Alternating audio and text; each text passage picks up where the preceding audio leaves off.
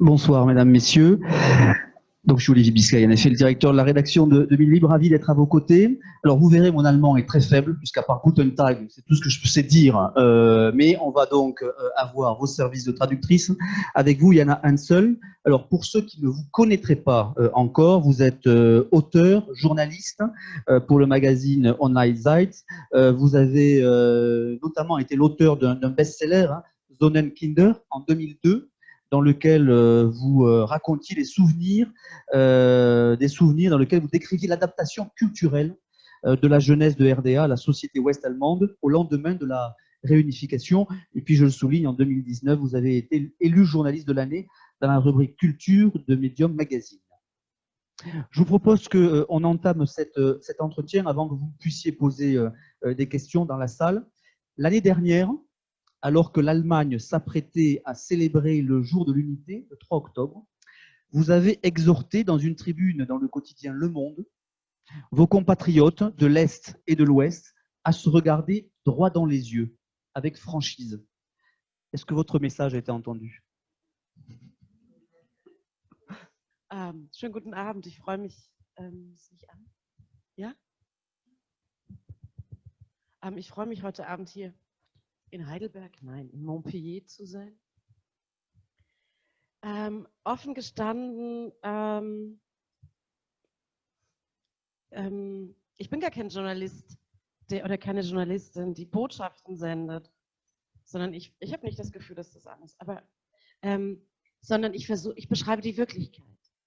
Und wenn ich sage, dass wir uns letztes Jahr zum 30. Jahrestag des Mauerfalls zum ersten Mal zwischen Ost und West so ehrlich angeschaut haben wie lange nicht, dann hatte ich sozusagen das Gefühl, dass die Diskussion in Deutschland so war.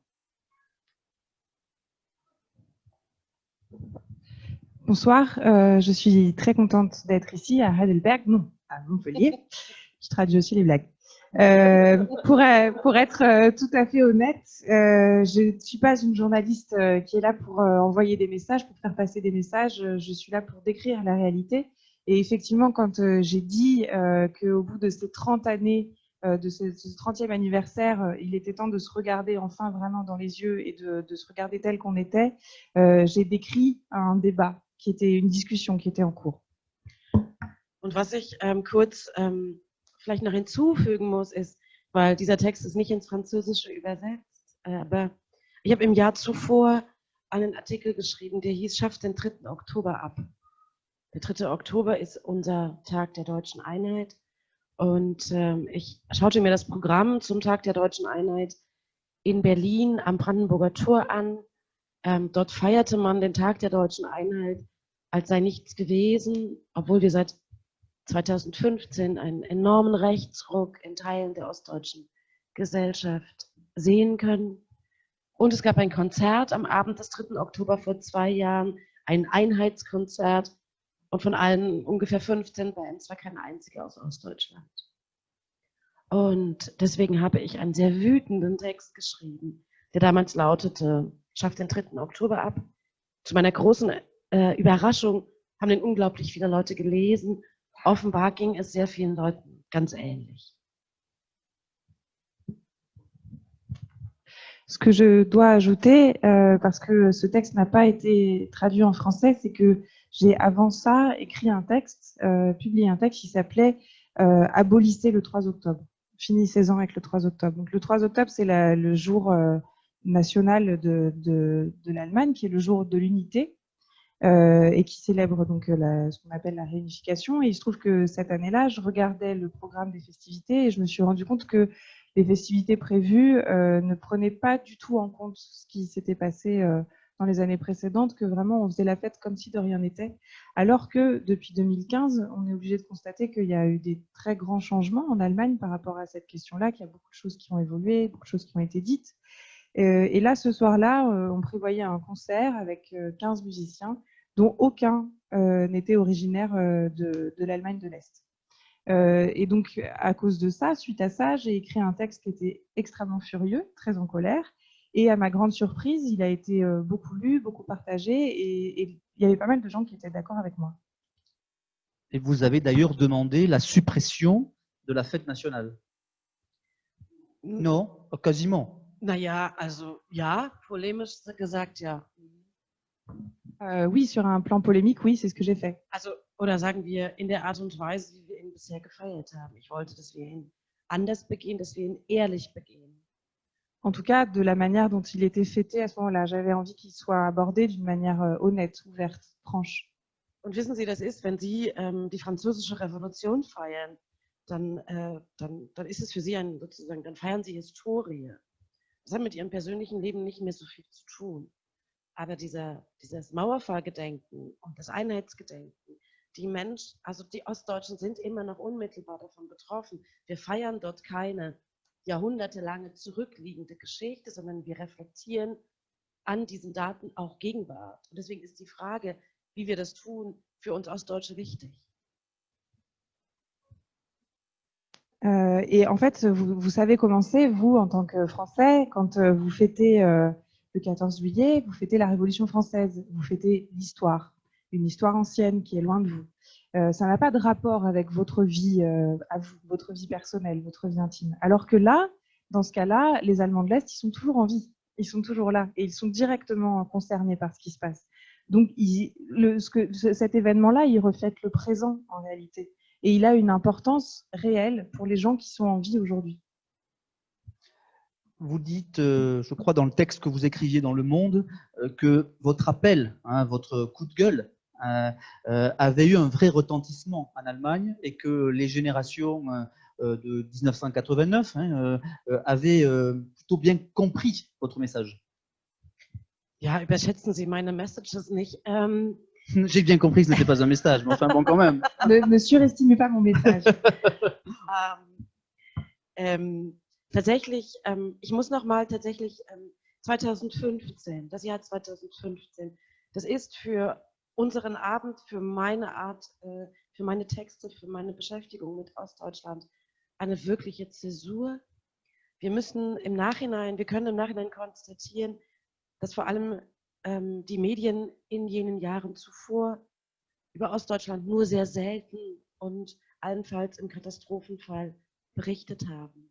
Ausgerechnet jener Rechtsruck von 2015 hat Ostdeutschland zurück auf die politische und mediale Landkarte gebracht. Das ist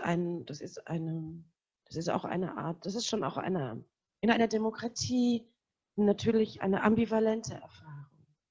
Dass wir sozusagen eine Bewegung von rechts brauchen, eine rassistische Bewegung von rechts, die uns einen Landstrich quasi in Erinnerung bringt.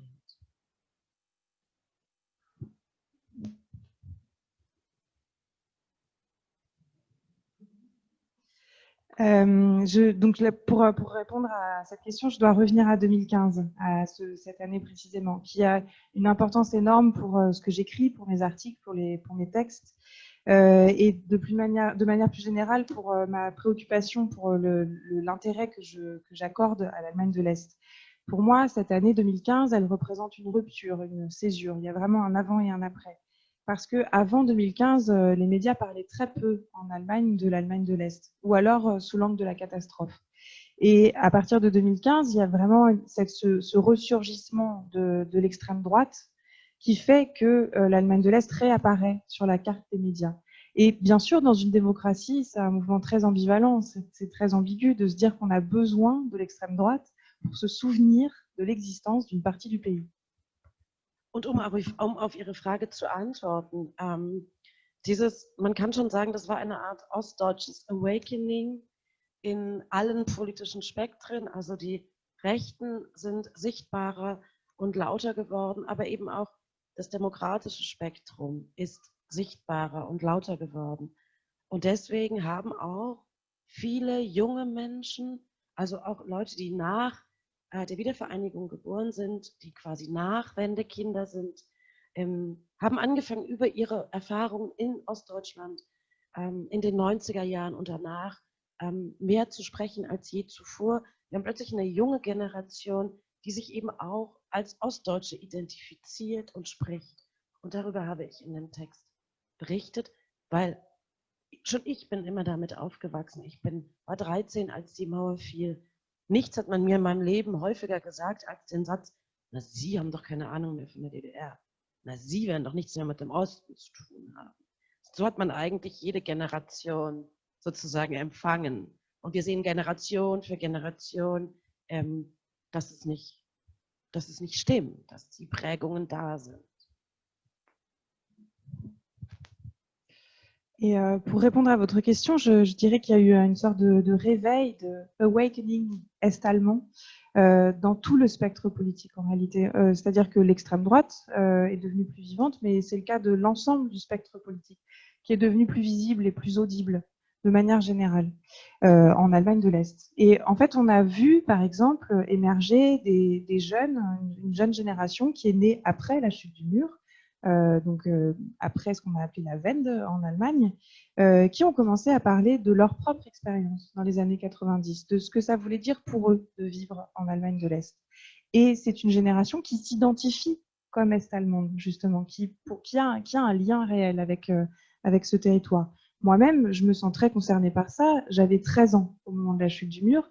Je pense que la phrase que j'ai le plus souvent entendue dans ma vie, c'est « Mais toi, tu n'as aucune idée de ce que c'est la RDA, tu sais pas ce que c'est tout ça. » Alors que c'est pas vrai du tout. On voit se répéter de génération en génération, année après année, que on est encore très très marqué par ça, que c'est encore quelque chose qui nous identifie réellement. Alors que cette période était une période d'espoir. Et quand je vous écoute, évidemment, je n'ai pas la même culture, la même histoire que la vôtre. J'ai l'impression qu'il y a presque un traumatisme. Non, mais chez beaucoup de jeunes aujourd'hui. Est-ce que je le traduis bien? Est-ce que je le perçois bien? Et alors que pourtant, c'était pour tout un tas d'hommes politiques un moment d'espoir pour l'unité. Sie meinen das Jahr 2015 oder die 90er Jahre? Vous voulez dire l'année 2015 ou les années 90? Ich glaube, Les années 90, est-ce que là où on se trouve, ça s'est vécu différemment? Naja, also natürlich ist es für die Ostdeutschen bilden eine Minderheit letztlich in diesem Deutschland. Und wenn große Teile der eigenen Community nach rechts driften, sich rechts und rassistisch artikulieren, dann setzt es einen enormen Druck auf alle anderen dieser Community frei. Und vor allem ist eben, und deswegen haben Sie recht, wenn Sie das sagen, eine entscheidende Erfahrung der Ostdeutschen nach 2015 war ein enormes Aufflammen alter Stereotype und Vorurteile. Stereotype und Vorurteile, von denen die Ostdeutschen dachten, dass sie in den mindestens 20 Jahren gemeinsamer Einheitsgeschichte widerlegen konnten. Also wir waren wieder der braune Osten, wir waren wieder alles Nazis. Insofern, traumatisiert ist ein hoher Begriff, da würde ich mich ja auch, das würde mich zu stark emotionalisieren. Ich bin Journalistin und versuche die Dinge rational zu benennen, aber es war also diese enormen Vorurteile und Stereotype, das war schon eine krasse Erfahrung. Ja. Alors, il faut quand même dire que les Allemands de l'Est, quoi qu'on en veuille, ils représentent une minorité dans le pays, en Allemagne. Et quand une majorité d'entre eux se tourne vers l'extrême droite, c'est sûr que ça met une pression immense sur les autres. Il y a vraiment quelque chose qui se joue là d'important. Donc vous avez raison quand vous dites ça. En 2015, effectivement, il s'est passé quelque chose de très difficile parce qu'on a vu finalement ressurgir les stéréotypes et les préjugés sur les Allemands de l'Est. Alors qu'on pouvait un peu se bercer dans l'illusion qu'on avait passé les 20 dernières années dans une sorte d'unité, là, tout d'un coup, on était ramené brutalement à quelque chose en fait, on redevenait des nazis.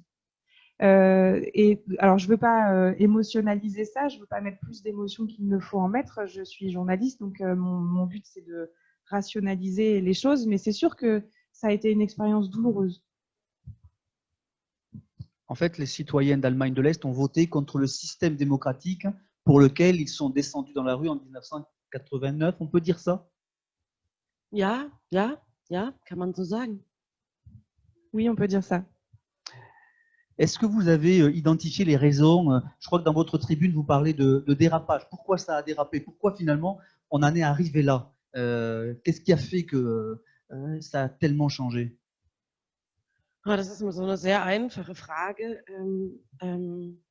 Wie sind die Ostdeutschen zu denen geworden, die sie heute sind? Sie sagten kurz, die Mehrheit unserer Leute. Also das ist, es sind, wir sehen in den Umfragen und in den Landtagswahlen im letzten Jahr, es sind stabile über 20% in allen ostdeutschen Ländern. Das bedeutet, dass die AfD die einzige verbliebene Volkspartei in Ostdeutschland geblieben ist, weil in allen anderen Ländern, Bundesländern, haben wir entweder eine starke CDU oder wir haben eine starke SPD oder wir haben eine starke Linkspartei. Aber die AfD ist die einzige Partei in allen Ländern stabil über 20%. Also wir können keine Mehrheit, nicht von einer Mehrheit sprechen, aber von einem doch sehr sichtbaren und sich hörbaren Teil der Gesellschaft. Von einem viel zu großen Teil der Gesellschaft. Hatte ich das falsch verstanden? Sie hatten nur gesagt, also la majorité des... Oui, das hattest du nicht. Nee, das sind halt diese 20%. Ok, tout me leid. J'ai mal traduit, donc j'ai parlé de majorité, il n'était pas question de majorité. Donc, en fait, c'est cette question très très large de savoir comment est-ce que les Allemands de l'Est sont devenus ce qu'ils sont. Ce qu'on peut dire en tout cas, c'est que l'AfD, donc l'Alternative für Deutschland, l'Alternative pour l'Allemagne, qui est donc un parti marqué très à droite, représente environ 20% dans tous les Länder. Alors que certains sont, dans certains, il y a la CDU qui est plus forte, dans d'autres, le SPD, dans d'autres, des partis de gauche. En tout cas, on peut dire, il ne s'agit pas d'une majorité, mais d'un score qui est évidemment trop élevé, mais qui est vraiment unitaire, quoi, qui est partout pareil. Und die Frage, warum die Ostdeutschen heute so stark rechts ihre Stimme abgeben, ist schwierig zu beantworten. Also wo soll ich da anfangen? Ich kann Ihnen noch einmal über diese 90er Jahre berichten, also jenes Jahrzehnt, das sich an die Wiedervereinigung anschloss. Und da muss ich kurz sagen, Mauerfall und Revolution waren für die DDR-Gesellschaft natürlich ein großes und beglückendes und euphorisches Ereignis. Es ist eine friedliche Revolution in der deutschen Geschichte. Diese DDR-Gesellschaft kam sozusagen in einem Emanzipationsprozess zu sich selbst. Et quant à la question de savoir pourquoi ils votent tellement à droite, elle est évidemment difficile, c'est difficile d'y répondre. Pour ça, je peux revenir aux années 90. Je peux reparler de ça, du fait que la chute du mur et la révolution qui l'a marqué, qui s'en est ensuivi, c'était évidemment un événement euphorisant pour les Allemands de l'Est. C'était évidemment joyeux. C'était une révolution pacifique, ça représentait en soi un processus d'émancipation. Die Wiedervereinigung jedoch, und ich plädiere immer sehr stark dafür, diese beiden Ereignisse, diese beiden historischen Ereignisse, die wir oft in Deutschland zusammenschmeißen, Revolution und Mauerfall und Wiedervereinigung, sind zwei völlig verschiedene historische Ereignisse. Wir haben es mit einem völligen Akteurwechsel zu tun. Während Revolution sozusagen eine Geschichte der DDR-Bürger war, ist die Wiedervereinigung eben ein Aushandlungsprozess zwischen Ost- und Westdeutschen gewesen, mit einer enormen Dominanz sozusagen der westdeutschen Perspektive. Und dieser Akteurswechsel hat sich innerhalb weniger Monate vollzogen. Das ist schon auch also wir haben im Prinzip 3 Erfahrungen, die Ostdeutschen machen. Ihre eigene Revolution, die Monate zwischen Revolution und Wiedervereinigung, wo sie spüren, wie ihnen das Heft aus der Hand genommen wird, und letztlich dann die Wiedervereinigung selbst. En fait, moi, je plaide toujours pour séparer la réunification de la révolution et de la chute du mur, de vraiment considérer que ce sont des événements historiques séparés, distincts les uns des autres. Parce qu'il y a vraiment cette idée de la révolution, la chute du mur et la révolution que ça a représenté, c'était une affaire de citoyens, c'était vraiment les gens, le peuple. Tandis que la réunification, c'est vraiment une affaire d'État. Et puis qui s'est faite sous une domination massive de l'Ouest. Donc pour moi, il y a vraiment 3 événements qui marquent les Allemands de l'Est. C'est la révolution en elle-même, c'est moi qui sépare la révolution de la réunification, où ils sentent que le processus leur échappe, on est en train de le prendre de leurs mains, et la réunification en tant que telle. Ich bin immer noch bei Ihrer Frage. Und was sind die entscheidenden Erfahrungen der Ostdeutschen eben in jenen 90er Jahren, in jenen ersten Jahren der Wiedervereinigung? Wir haben es mit einer großen Deindustrialisierung oder mit einer Deindustrialisierung, mit einem Zusammenbruch der ehemaligen DDR-Wirtschaft zu tun.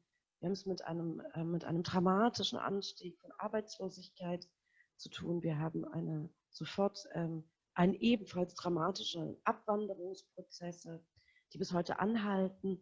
Und wir haben eben dadurch eine große Entvölkerung, vor allem ländlicher Regionen und Überalterung ländlicher Regionen. Ostdeutschland gehört heute zu den ältesten Regionen Europas. Und diese Erfahrungen, diese wirklich auch, also wenn man sich die Zahlen nochmal anschaut, dann kann man sehen, dass in dieser Dramatik, in dieser Schnelligkeit ist selten ein Land, sozusagen hat sich ein Land verändert. Das sind wirklich historisch fast einmalige Daten.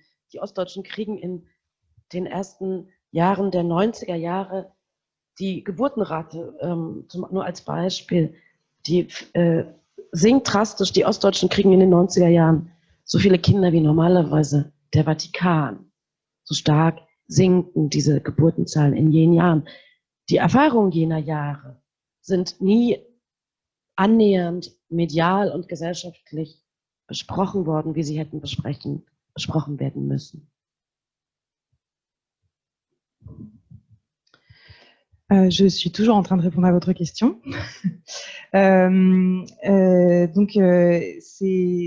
fait, il y a eu des expériences décisives, des expériences majeures qui ont eu lieu avant et pendant ce processus. Il y a eu d'abord une désindustrialisation massive, un effondrement de l'économie en Allemagne de l'Est, une croissance dramatique du chômage.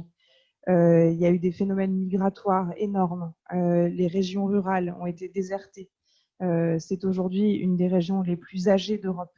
Et quand on regarde les chiffres, on se rend compte que vraiment, c'est une expérience unique, que peu de pays se sont transformés, se sont métamorphosés dans ces dimensions à cette vitesse-là. Par exemple, ne serait-ce que pour prendre cet exemple-là, le taux des naissances dans les années 90 en Allemagne de l'Est est équivalent à celui du Vatican. Et tout ça a été vraiment totalement absent des médias, n'a pas du tout été abordé par les médias de la façon dont on aurait dû le faire. Und das noch ein Satz.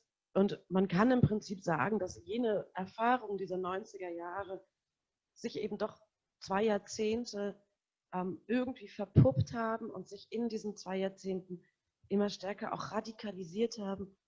Und dass jene Entscheidung von Angela Merkel im Jahr 2015, die Grenzen in Anbetracht der Flüchtlinge nicht zu schließen, wie eine Art sozusagen, das ist so ein, das ist einfach explodiert. Also diese ohnehin latente, frustrierte Stimmung. Es war ein willkommenes Ventil, um endlich einmal sozusagen das zu artikulieren, was sich über die Jahre, die Jahrzehnte angestaut hat. Et encore une phrase, en principe, on peut dire que cette expérience qui a été faite, ce qu'on a vécu pendant les années 90, finalement, n'a cessé de se renforcer, de se radicaliser pendant 20 ans. Et du coup, la décision qu'a prise Angela Merkel de ne pas fermer les frontières aux migrants en 2015 a mené à une explosion. Il y avait vraiment cette sorte d'ambiance de frustration latente qui n'a cessé de monter et qui a conduit à cela. Frustration liée à un déséquilibre, finalement, des 2 régions qui n'a cessé de s'accroître. En tout cas, en termes de niveau de vie, par exemple, ou de promotion, de prospérité. Naja, Das ist interessant. Ja, also stellen Sie sich die Ostdeutschen auch in ihren Regionen nicht als frustrierte Menschen vor. Das mag jetzt als ein bisschen Widerspruch klingen zu dem, was ich gerade gesagt habe. Es gibt eine hohe Zufriedenheit der Ostdeutschen mit ihren Regionen. Es gibt eine hohe Identifikation der Thüringer mit Thüringen, der Sachsen mit Sachsen. Die Gesellschaft aber ist insgesamt, vor allem im ländlichen Raum, äußerst prekär. Sie ist deswegen, wie gesagt, überaltert und sie ist sehr stark vermännlicht. Deswegen glaube ich, gibt es ein Gefühl in dieser Gesellschaft oder gibt es eine Situation, wo man sich anders als in prosperierenden Regionen Westdeutschlands weniger in der Lage sieht, sozusagen Einwanderung zu meistern, Einwanderung zu bestehen. Und natürlich hat es auch damit zu tun, dass in diesen Räumen Rassismus, rassistische Denkbilder offenbar sehr anschlussfähig sind. Frustration nur in dem Sinne, dass wir das sehen wir in allen Studien über die ostdeutsche Gesellschaft, es gibt eine hohe Skepsis gegenüber demokratischen Institutionen, es gibt eine hohe Skepsis gegenüber westdeutsch geprägten Medien und es gibt eine hohe Skepsis gegenüber Parteien. Und diese Zahlen entstanden in den 90er Jahren. Die Ostdeutschen gehen mit einem großen Vertrauensvorschuss in diese Demokratie. Diese Zahlen brechen in den 90er Jahren ein und erholen sich seither eigentlich nicht mehr.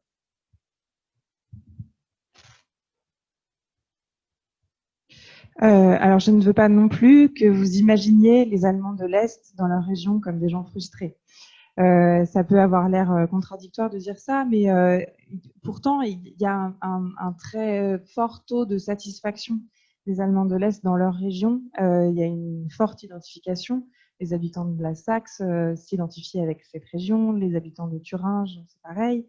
Ce qu'on peut dire en revanche, c'est que c'est des régions très précaires et des situations où, en fait, à la différence de l'Allemagne de l'Ouest, qui a cette prospérité, qui est vraiment dans cette situation de richesse relative, alors en Allemagne de l'Est, il est difficile de se percevoir soi-même comme un pays d'immigration, un pays où les gens peuvent venir s'installer, précisément à cause de cette précarité. Donc, c'est probablement pour ça qu'on voit émerger un racisme, des schémas de pensée racistes qui se développent. Et en fait, quand on regarde les études, cette frustration, elle se traduit principalement par un scepticisme vis-à-vis des institutions démocratiques, vis-à-vis des médias d'Allemagne de l'Ouest et vis-à-vis des partis. Tout ça, c'est évidemment est apparu dans les années 90, puisque au départ, il y avait vraiment un grand espoir vis-à-vis de la démocratie. Est-ce que les dirigeants politiques, pourquoi les dirigeants politiques n'ont pas perçu cela? Et pourquoi? Parce que ces dernières années, 30 ans quand même, ils ont forcément vu un glissement d'une partie de la population. L'ont-ils vu? Ont-ils pris conscience de cela tardivement? Et quelles solutions ont-ils tenté d'apporter? Ja, das stimmt. Man fragt sich, warum wurden diese Prozesse politisch nicht begleitet? Warum wurden sie politisch nicht aufgefangen? Warum wurden sie nicht moderiert? Das hat damit zu tun, was ich eingangs sagte.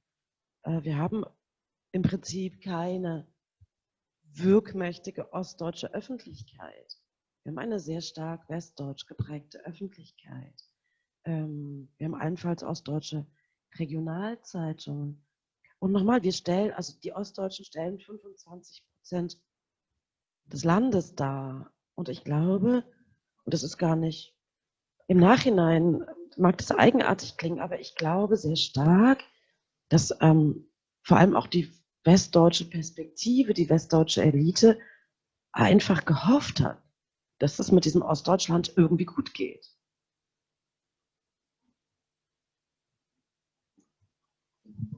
C'est vrai, on peut se demander pourquoi ce processus n'a pas été accompagné sur le plan politique. Pourquoi est-ce qu'on n'a pas cherché à le modérer? Mais en principe, on peut dire, on peut revenir à ce que je disais tout à l'heure, il n'y a pas vraiment d'espace public est-allemand. Il n'y a pas vraiment de champ public. Il y a des journaux régionaux. Il il faut quand même avoir en tête aussi que l'Allemagne de l'Est représente 25% de la population.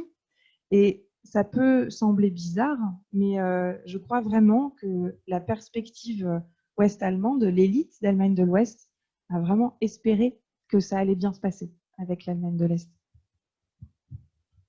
Vous parlez de l'élite, vous parliez tout à l'heure des citoyens.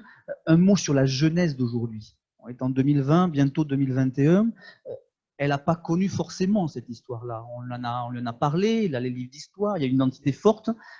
Mais est-ce que vous n'avez pas espoir que cette jeunesse-là, elle change la donne? Na, ist so ein bisschen die Frage, was man darunter versteht. Wir haben jetzt, wir sehen einfach, also schauen wir auf die Zahlen erstmal. Schauen wir auf die sozioökonomischen Daten, dann sehen wir, dass es große Unterschiede zwischen Ost und West weiterhin gibt. Die Ostdeutschen besitzen in Bezug auf das Vermögen, das ostdeutsche Vermögen beträgt 40% eines westdeutschen Durchschnittsvermögens. Ein westdeutscher Haushalt hat 250.000 Euro Nettohaushaltsvermögen. Ein ostdeutscher Haushalt hat ein Nettohaushaltsvermögen von 105.000 Euro. Wir wissen in Deutschland, dass wir Erbschaften und Vermögen eher gering besteuern. Insofern muss ich auf Ihre Frage antworten. Schauen wir uns nur auf die Vermögen, dann werden diese Unterschiede zwischen Ost und West in 5 Generationen noch existieren. Bei den Einkommen sehen wir es ähnlich. Ostdeutsche verdienen im ganzen Land weniger als Westdeutsche. Und daraus ableitend sehen wir anhand von Umfragen und Daten, dass die Ostdeutschen nicht nur sozioökonomisch betrachtet, dass die Unterschiede weiter existieren. Diese Unterschiede formen auch andere politische Einstellungen und Werte. Ostdeutsche wählen auch in Westdeutschland stärker Linksparteien. Ostdeutsche wählen nirgendwo im Land Grüne. Die Wahlergebnisse der Grünen in Ostdeutschland kommen zustande durch jene 20% Westdeutsche, die heute im Osten leben. Und so weiter und so weiter und so weiter. Insofern, ja, wir können jeder Generation aufs Neue die Frage stellen, ich sag mal, wollt ihr jetzt noch Ostdeutsche sein? Und warum habt ihr eigentlich noch diese ostdeutsche Identität? Mich interessiert viel eher die Frage, wie schaffen wir es, jene strukturelle Ungleichheit zwischen diesen Gruppen zu verändern, zu beseitigen? Alors effectivement, la question, c'est une question de savoir comment est-ce qu'on aborde cette question-là, comment est-ce qu'on explique ça. Pour moi, il faut vraiment revenir aux chiffres, aux données socio-économiques, essayer de voir comment ça se comporte de ce côté-là. Et en fait, là, on voit que les différences entre l'Est et l'Ouest restent massives, elles restent très importantes, c'est-à-dire que l'Est continue à représenter environ 40% des propriétés, c'est-à-dire la population est-allemande possède environ 40% de ce que possède l'Allemagne de l'Ouest. Et en fait, donc ça se voit sur le comportement de l'héritage, des propriétés. Et en fait, c'est à des niveaux tels qu'on sait que ça existera encore dans 5 générations. Et quand on regarde les sondages et les données, évidemment, ces différences, on voit qu'elles se retraduisent aussi dans les choix politiques, dans la manière de penser et de voter. On voit par exemple qu'en Allemagne de l'Ouest, on peut voter à gauche. En Allemagne de l'Est, on vote jamais vert, par exemple. C'est vraiment un vote qui est quasiment inexistant. Alors bien sûr, on peut redemander à toutes les générations, les unes après les autres, est-ce que vous voulez rester est-allemand? Est-ce que vous continuez à vous identifier à l'Allemagne de l'Est? Mais moi, ce qui m'intéresse prioritairement, particulièrement, c'est vraiment de savoir comment est-ce qu'on s'attaque à ces inégalités, comment est-ce qu'on fait en sorte de les diminuer, de vraiment changer la donne à ce niveau-là.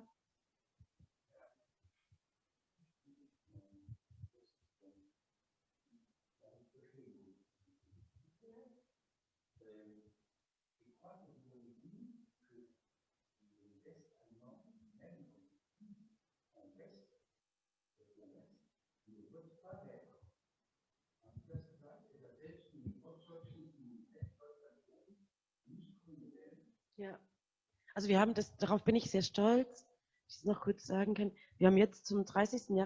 also ich arbeite bei der Zeit und wir haben zum ersten Mal eine Umfrage zum Stand der deutschen Einheit gemacht, die sich vollkommen unterschied zu den bisherigen Umfragen. Bisher haben alle Umfragen in die Regionen geschaut. Wir haben alle Menschen in Ostdeutschland für Ostdeutsche gehalten und wir haben alle Menschen in Westdeutschland für Westdeutsche gehalten, in diesen Umfragen.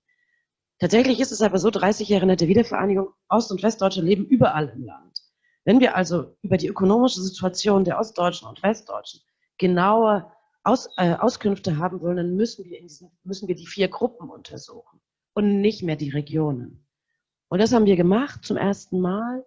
Deswegen wissen wir zum ersten Mal ganz genau Bescheid über die Ostdeutschen in Westdeutschland und über die Westdeutschen in Ostdeutschland, weil wir auch wissen, in Ostdeutschland leben 80% der Menschen, die in Ostdeutschland leben, sind Ostdeutsche. 20% der Menschen, die im Osten leben, sind Westdeutsche. Jene 20% Westdeutsche bilden aber zu 80% die dortige Elite. Und wir wollten wissen, wie verhält sich das eigentlich wie zeigt sich das in den Einkommen beispielsweise? Und wir sehen eben in dieser neuen Studie einen enormen auch Einkommenslücke zwischen den Ostdeutschen, die in Ostdeutschland wohnen, und den Westdeutschen, die in Ostdeutschland wohnen. Die macht 1/4 aus. Also 1/4, die Ostdeutschen verdienen im Durchschnitt 1/4 weniger als die in Ostdeutschland lebenden Westdeutschen, weil sie eben die dortige Elite bilden. Alors, effectivement, je suis très fière de cela. Je travaille pour le magazine Zeit. Et pour la toute première fois, on a mené une étude, un sondage par rapport à la réunification qui se distingue profondément de toutes les études et des sondages qui ont été menés précédemment, parce que ces études, elles se sont toujours appuyées sur des régions. Elles sont toujours parties du principe que en Allemagne de l'Est vivent des Allemands de l'Est et en Allemagne de l'Ouest vivent des Allemands de l'Ouest. Or, au bout de 30 ans après la réunification, bien sûr, les gens vivent partout. Tout est totalement mélangé.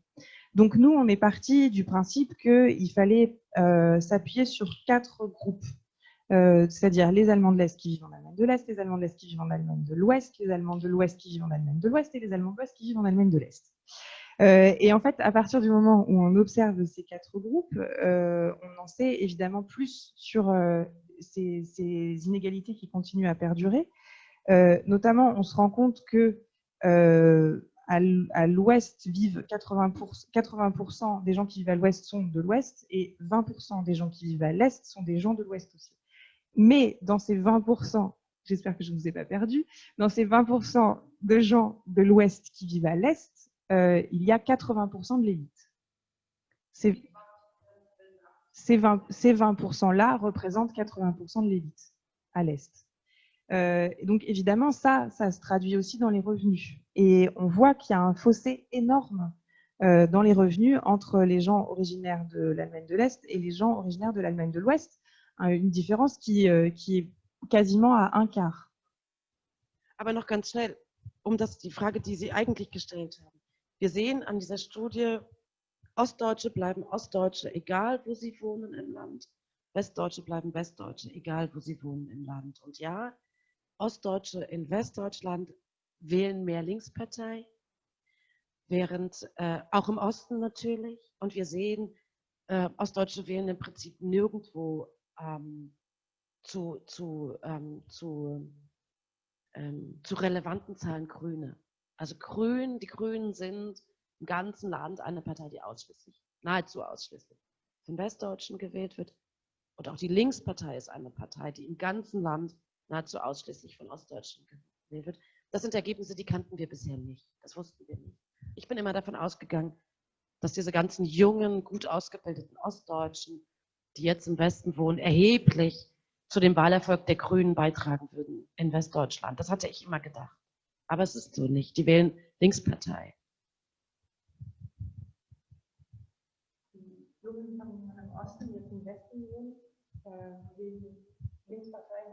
Ja, und ich hätte immer gedacht, die tragen zum Erfolg der Grünen im Westen bei. Donc pour répondre plus directement à votre question, ce qu'on peut observer, c'est que les Allemands de l'Est restent des Allemands de l'Est, quel que soit l'endroit où ils vivent. Et c'est la même chose pour les Allemands de l'Ouest, qui restent des Allemands de l'Ouest, quel que soit l'endroit où ils vivent. Effectivement, les Allemands de l'Ouest ont plus tendance à voter à gauche ou vert, même quand ils vivent à l'Est, alors que les gens de l'Est ne votent pratiquement jamais vert, même quand ils vivent à l'Ouest. En fait, on peut dire que le parti des Verts, et c'est un peu aussi le cas des partis de Die Linke, des partis de gauche, ce sont presque exclusivement des partis de l'Ouest. Et j'aurais pu penser que les jeunes issus d'Allemagne de l'Est, qui ont fait des études plutôt longues et qui sont partis vivre à l'Ouest, pourraient contribuer au succès des Verts, mais c'est pas le cas. Eux, ils votent éventuellement à gauche, mais pas vert.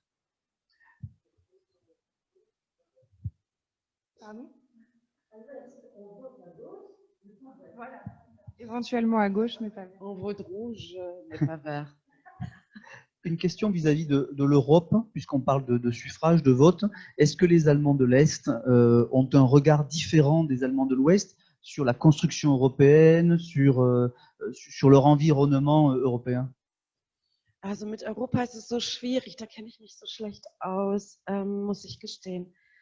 Wenn ich ein Mann wäre, würde ich Ihnen jetzt irgendwas von Europa erzählen. Ich bin tatsächlich kein Experte für Europa. Wir sehen aber, ja. Sie haben bestimmt noch Fragen, auf die ich besser antworten kann. L'Europe, c'est super compliqué, je m'y connais vraiment très mal. Si j'étais un homme, j'inventerais probablement un truc. Ça c'est très dur, ça. J'avais pas compris, donc. Mais je ne suis pas une experte et je le reconnais. Et vous avez sans doute d'autres questions auxquelles je peux mieux répondre. Absolument, mais je trouve que vous êtes pertinente depuis le début, donc vous auriez pu aussi répondre à cette question. Non, peut-être une dernière question, peut-être avant de donner la possibilité à la salle de poser des questions. Je vous écoute depuis 45 minutes et je me dis, mais c'est quasi insoluble votre solution, votre situation. C'est-à-dire que comment on fait, parce que s'il n'y a pas la volonté politique, en tout cas de ce que je comprends, s'il y a une telle conscience des Allemands de l'Est que finalement ça ne changera jamais, comment, et alors même que l'extrême droite prend des parts année après année, élection après élection, comment on s'en sort? Comment on fait travailler, vivre les gens ensemble? Vous, en tant que citoyenne et en tant que journaliste, qu'est-ce que vous observez? Est-ce qu'il y a une lueur d'espoir? Schwierig, also schwierig. Gerade wenn wir auf diese sozioökonomischen Zahlen schauen, dann sehen wir doch, das ist auch für Politik zu viel. So viel Umverteilung kann Politik im Prinzip gar nicht organisieren, wie organisiert werden müsste. Es müsste sozusagen, eigentlich müsste es eine Art Vermögensabgabe Ost geben. Da wird der Westen die Mauer wieder aufbauen. Ja, also das ist tatsächlich eine schwierige Situation.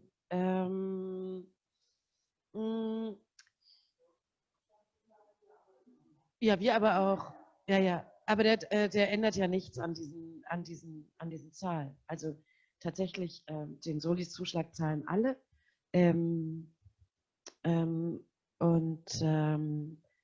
dieser Soli-Zuschlag, muss ich Sie ein bisschen enttäuschen, ist natürlich eine Investition in ostdeutsche Infrastruktur, aber diese Firmen sind ja alle westdeutsche Firmen, also das ist schon alles auch wieder zurückgekommen. Es gibt sehr umfangreiche Berechnungen darüber, dass all das Geld, was Westdeutschland in den Osten investiert hat, gut angelegtes Geld war. So. Was kann man tun? Das ist ja trotzdem die Frage. Also erstmal sehen wir natürlich eine Sache im Osten auch.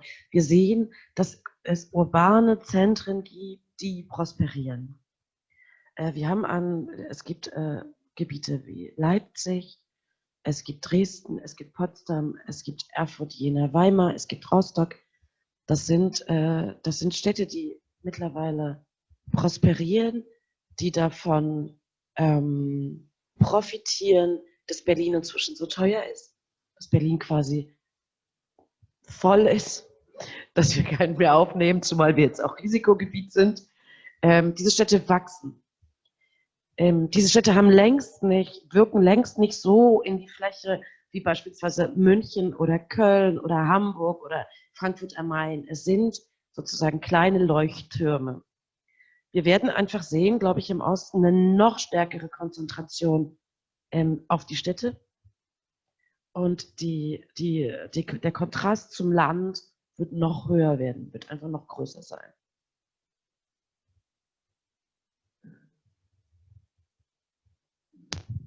Bon, c'est évidemment une question très difficile, sans surprise.